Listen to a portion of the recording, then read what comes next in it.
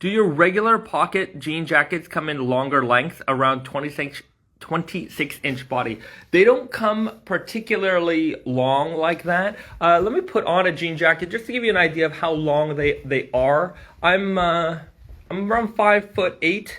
I'm 170 pounds. I will wear a medium in our jackets. I'm gonna put on the Vulgar 3 jacket because I have it handy here, and I'll give you guys an idea. So we don't make, our jackets aren't, let me put it to you this way. They're not, some jackets are very long for some reason. Like, I guess modern jean jackets that you might buy from some brands, they're very long. Whereas I find in the raw denim world, we all tend to make jackets that are a little bit shorter. Now, we don't make our jackets as short as, say, some like vintage repro brands, which are really short. They're kind of like shirts, really.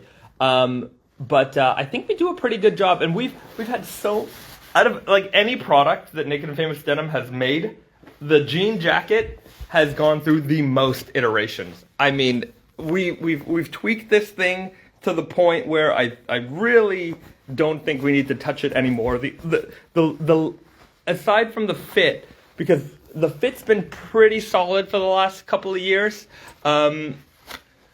We added pockets, which was one of the things that a lot of people requested. Hold on, I'm just gonna put the camera down here for a second so I can adjust the jacket, because I put it on with one hand and certain things need to be fixed, so I can give you a better idea how this all fits.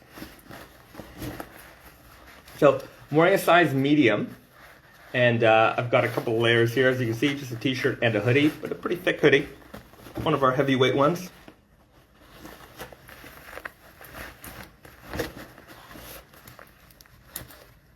Oops.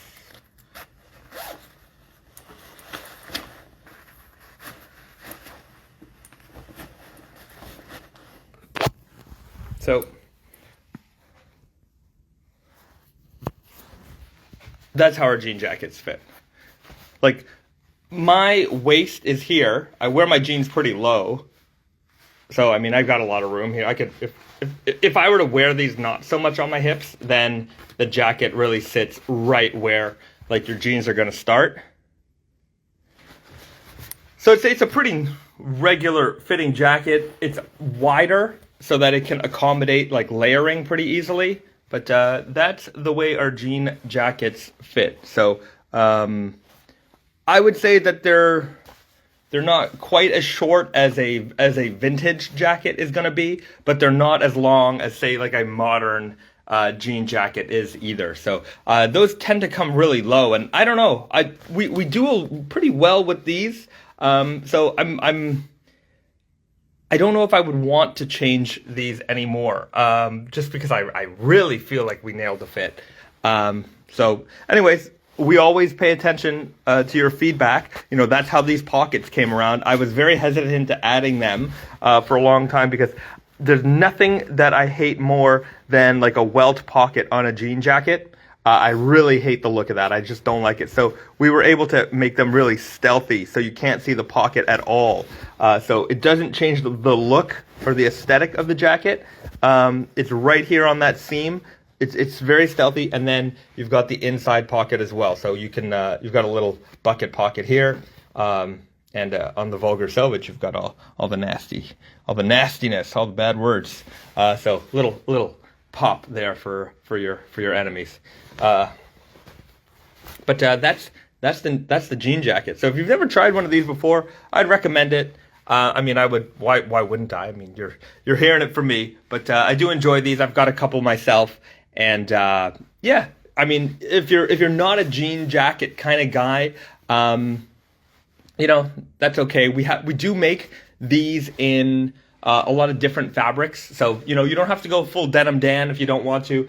Additionally, if I do find it easier for folks to get into jean jackets when they're a little bit of a different color, like the Natural Seed, we just dropped that today, so that comes in a jean jacket, and it's a little bit easier to wear that with a pair of jeans if you're a little bit self-conscious about wearing denim on denim. So contrasting colors up top will make for an easier jean jacket experience if you're not quite comfortable with that. You guys need to make a high-waisted with a tapered jean, bro. We do. It's called the Easy Guy.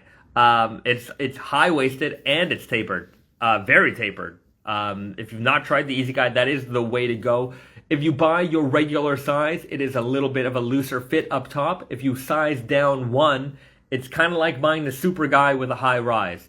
So out of, I think, all of our fits, the Easy Guy is the most versatile in that respect. If you wear it a size down, pay attention to the measurement guides, okay?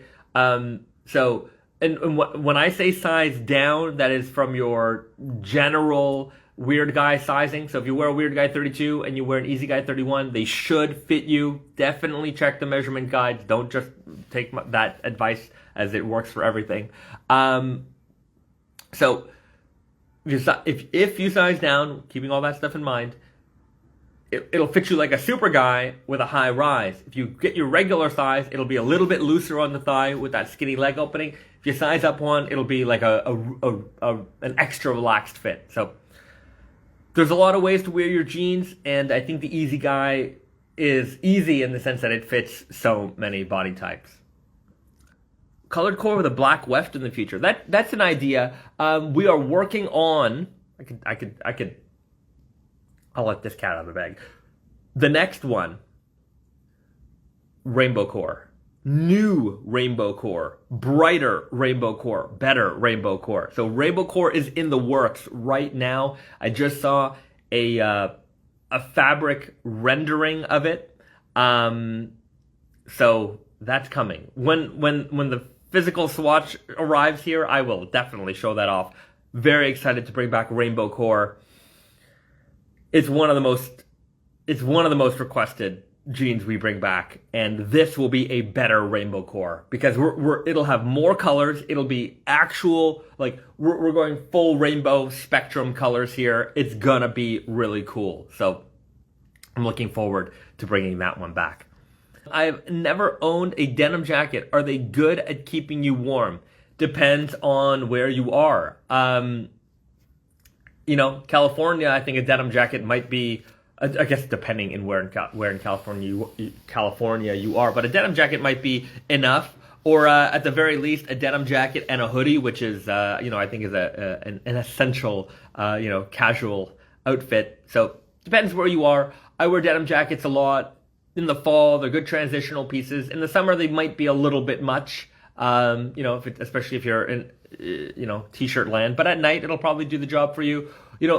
I know a lot of guys who, if they're early morning or late evening, out walking the dog, it's an easy thing to just throw on.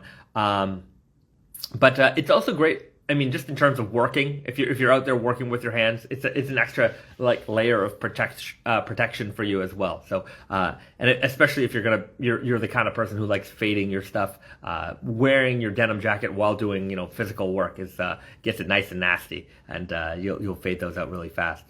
Ooh, can we get Vulgar 3 previews? You can. I will show them off again today. I did show them off last week. They're also in the highlight video of last week. So you can definitely, if you missed something, you can always check out the replays. I have an XL in the natural indigo selvage. Its length is pretty good. Yeah, I think for most people, the people who, I'm generally only hearing from the people who like our stuff, but over the years, the denim jacket has, like I was saying, has gone through several iterations, and we used to have more common complaints than we do right now. Too tight was the one, because we really made it slim fit. So anyway, we adjusted that. It used to have more buttons, didn't have pockets. So all of the major concerns I think we've addressed. The other concerns are more, I find, just taste. You don't like wearing your jacket that short, maybe, but I barely get that one. I get more. I really enjoy the fit now. I've had older ones, and now it's just the way I interpret things, I guess. Hello from Cincinnati, Ohio. Hello. Does the size stay the same across fabrics? It does not. for several reasons. I mean, you've got an 11-ounce stretch versus a 21-ounce non-stretch. If you're using the same pattern, it's not going to work the same. Just like the sewing tolerances are going to change when you're putting this stuff through the machines, the way that they react in the machines. So there's always going to be slight variances, and the fact that like these are made by human hands. So there are always going to be variances, and that's not just from us, that's from everybody, but we put out the information so that we try to keep things as close as possible. We have our own internal like tolerance levels. So everything's kind of within the same realm, but be sure to check the measurement guide. And the other reason why I strongly recommend the measurement guide is some people, they buy a pair of jeans, whatever size it is, let's just say 32, and they assume that that's their size across the board. And now you might have that pair of 32 jeans and you've worn it for 8 months, 10 months, a year, however long. Those jeans have stretched out. They're no longer the same size as when you first bought them. That's just the facts. So you might have grown with them. You might have shrunk with them. Our bodies are constantly changing. It's a puberty educational video. So that's why I always tell people, measure the jeans that you have. Because if you're going to rely on the tag size, the brand new tag size measurements, when you're making your next purchasing decision, you're not comparing apples to apples here. So it's always important to check what you have. So that's and when you do that, you will almost never fail at getting the right size, buying the right size. I mean, we're also human, so when we measure, maybe we made a mistake or something like that. We really try not to. Very rarely does that happen.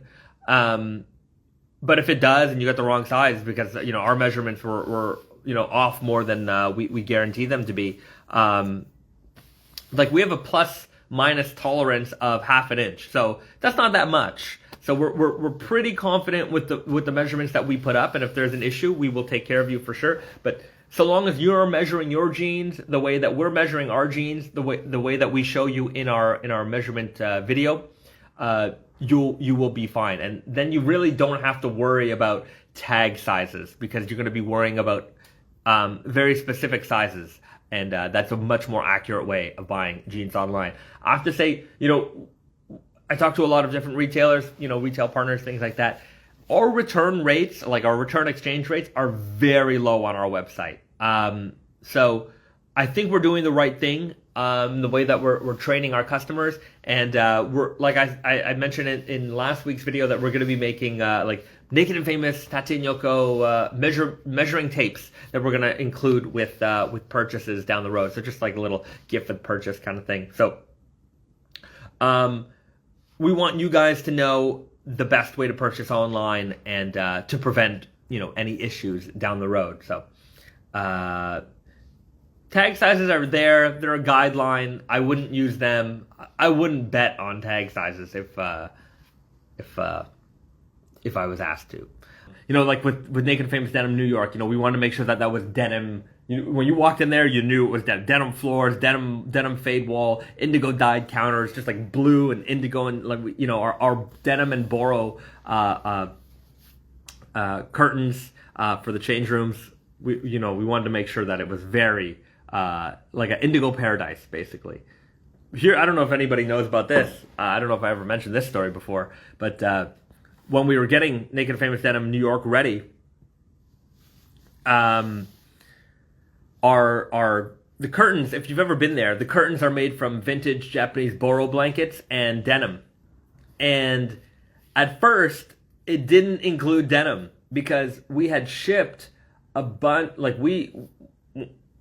live here now, but when we would come to Japan, we would go to vintage fabric auctions. That's how we get some of our ideas as well. We're finding really interesting vintage old fabrics. And we would buy these Japanese boro blankets, and these are 100, 200-year-old blankets. And we made curtains for the change rooms for Naked and Famous Denim New York. And we also sent a bunch of just extras. Just, you never know when you need when you need stuff for displays and things like that. So we had sent all the inventory for the store, decorations, those blankets and the curtains. And out of all the boxes that we sent, all the inventory, it was like a couple of pallets worth. A couple of boxes went missing. And guess what went missing? The Boro blankets and the curtains. And it's such a shame that those kind of they're replaceable, but they're not replaceable. They're replaceable in the sense that I can still acquire Boro blankets, but they're not replaceable in the sense that I cannot replace those particular Boro blankets. So somewhere out there, some boxes fell off the truck, and somebody opened up these boxes and found some dusty old blankets, which, unless you know what those are, it just looks like crap. And I don't know. Somebody's got our blankets, and they're gone. They're gone forever. So, anyways, we had a few blankets left over, and we were able to do a combination of Boro blanket and denim, because we didn't have enough Boro blanket to make full curtains, change room curtains. So they did turn out amazingly. Our pattern maker whipped them up in a day. So shout outs to Carol, who's a maniac. And then we overnighted them to New York. And anyways, I went to New York to when we were finally opening that shop. I went out there because basically construction finished, and we're like, okay, time to open the store. So I went down to New York, and in 3 days or less than that, it was some very long days of unboxing boxes, folding, getting vacuuming, getting the store in gear, and we were able to open up that shop from the minute the construction was done to the doors being opened. It was 2 days or 3 days or something like that. It was intense. And it was a lot of fun, but there's whenever I'm sure we've all been through this. There's those last minute problems that happen, and that was I'm still butthurt over losing those blankets. But yeah, anyways, that's what happened. Poop denim. I think most people who want poop denim could probably do that themselves. I don't advise. But I also don't judge. I love your denim, and I'm also a sneakerhead. Any advice on keeping my favorite denim from bleeding onto my sneaker? The unfortunate truth is that there isn't really much advice for that, other than wear dark sneakers. If you're wearing light sneakers, your indigo is going to transfer, even whether it's raw denim or a pair of jeans that have been pre-washed and all that stuff. Indigo transfers. So your best bet is to pre-treat your sneakers. Sometimes you can get that spray, and that helps from stains adhering to the sneaker itself. There's not much you can do to the jean from stopping it from bleeding, other than just wearing it more and more and more, and eventually you get to the point where they're not going to transfer very much. But dark sneakers, you're never going to see the indigo. Lighter sneakers, pre-treat them. Get a neoprene. What is it? Not neoprene. I don't know. I forget what it's called. Hold on. I have some over here. This stuff works. Oh, I cannot read Japanese, so I don't know what this says exactly. From Costco, melamine. You want a melamine sponge. So you can get them in the form of Mr. Clean Magic Erasers.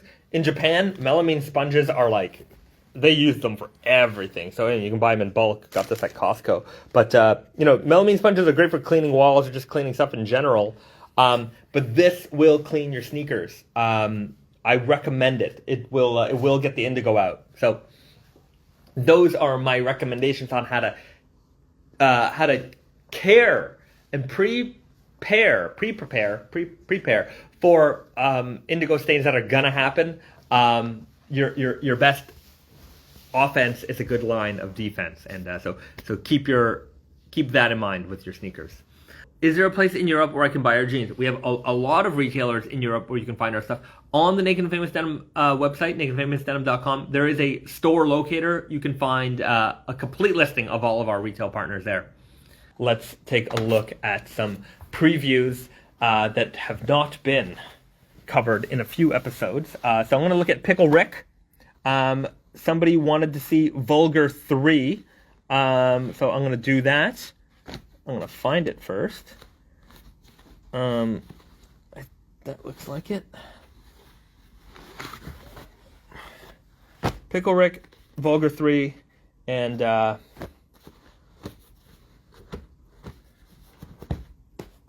what else do you guys want to see? You want to see a work shirt? So we'll do that.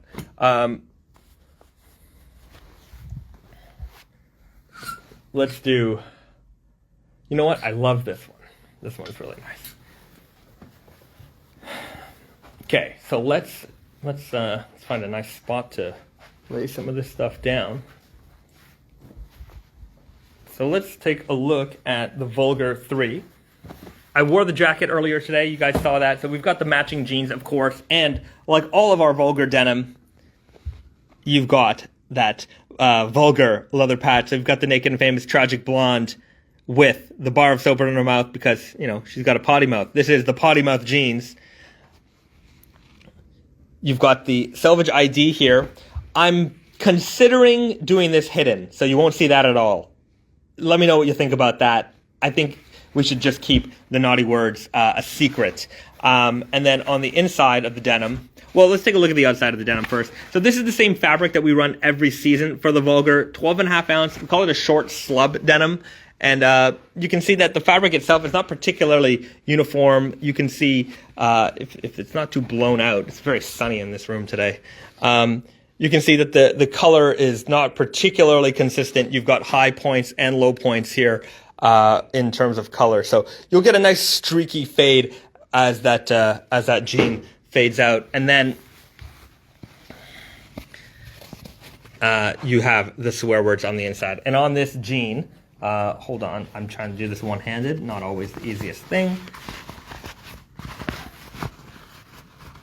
1 second, guys. Give me a... I'm just going to prop this thing up here.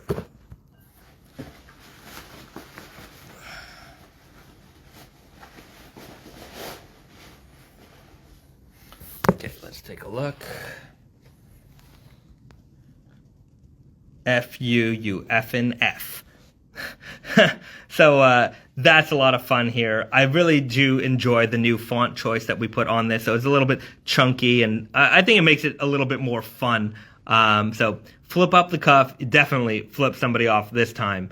There's no question about that. We got real aggressive with these. So fuck you, you fucking fuck on the selvage edge here. So that is the Vulgar 3. That's coming out part of the Fall Winter 21 collection. It's going to be available here in jeans form, Super Guy, Weird Guy, and Easy Guy, as well as the denim jacket. So you've got a bunch of options here as well. So that is the Vulgar 3 for those of you guys who enjoy the Vulgar series. We've got the vulgarities coming. Okay, some opinions on that. I think the pocket Selvage ID should show. If anyone gets close enough to read it, it'll be a nice surprise. Yeah, maybe so. Is it possible to put the Selvage ID on the Vulgar on the back pockets because it's so long? I don't know.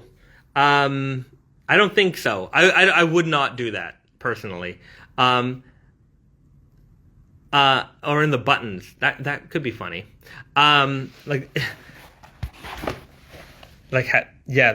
don't know how we would do that, but do it on the button fly, but you wouldn't see it because the buttons would cover it. Anyways, middle finger on the buttons. That could be fun. Let me talk to Brandon. That might be a possibility. It might be a possibility. Okay, so next thing to show off is one of the items that we actually haven't formally announced this collection yet. So really only if you're watching these live streams, you know about this. We've got the Rick and Morty collection coming out this spring, summer. And one of the items from that collection is the Pickle Rick denim. So we've got the denim, the jeans itself. You've got the ostrich leather patch here with Rick looking pretty menacing here on that leather patch. So we've got Pickle Rick.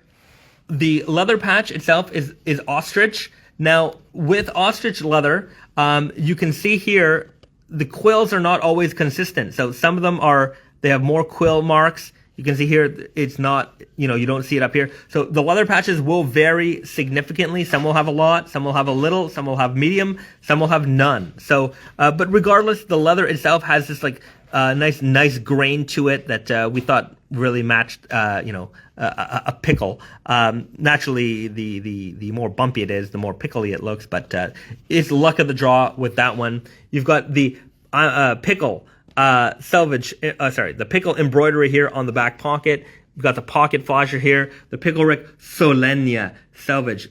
15-ounce green cast slubby Japanese selvage denim, and you can see just how slubby this is. Very, very textured. This is a samphorized fabric, so much like the Okayama Spirit 4 and the upcoming Okayama Spirit 5, you still have that beautiful texture without having to worry about the shrink. Take a look at the rest of the jeans themselves. You got that contrast stitching, which is very nice. I think matches the denim very, very nicely. The selvage ID here, it's a little overexposed just because of the lighting in this room is very bright. But here's a better look at it here. You've got that perfect Pickle Rick color here on the inside, and you can see just how low tension that fabric was woven at. So very, very irregular. These are going to be available around April, May. So you've got the Pickle Rick denim. This comes in our men's fit, super weird and easy guy. You've got the dual branded logo here on the waistband and on the inside of the jeans. I know this is very informal, but I appreciate you guys, hanging out and watching. We've got the Rick and Morty characters here on the pocket bag as well. So we've got all over print pocket bags on the inside. I don't know if I ever showed that off before. I really like that. At least, this way we kind of get everybody, everyone's here on the jeans. So, yeah. And then there will be a matching denim jacket. I don't have the denim jacket, but it will be made from the exact same fabric here. And then the back patch will be this chenille embroidery of Rick fighting the rat. So that's going to look really cool on the back of a denim jacket. Look how nicely that embroidery was done. Very, very clean, very, very plush. And this graphic is super cool. So you can expect that to be available as well. There will be two versions of the jacket with the embroidery, without the embroidery. So if something like this isn't your style, you're no worry about that. So for all the Rick and Morty fans out there, coming very soon. So April, May is when we're thinking about launching that. It's not on my production schedule yet, but it is in the pipeline. So that's a fall winter 21 preview. That's a spring summer 21 capsule collection preview. We also have a new work shirt here. I'm going to take off my sweater so I can try it on for you guys, let you see what that's all about. This is the new rinse washed denim NEP work shirt.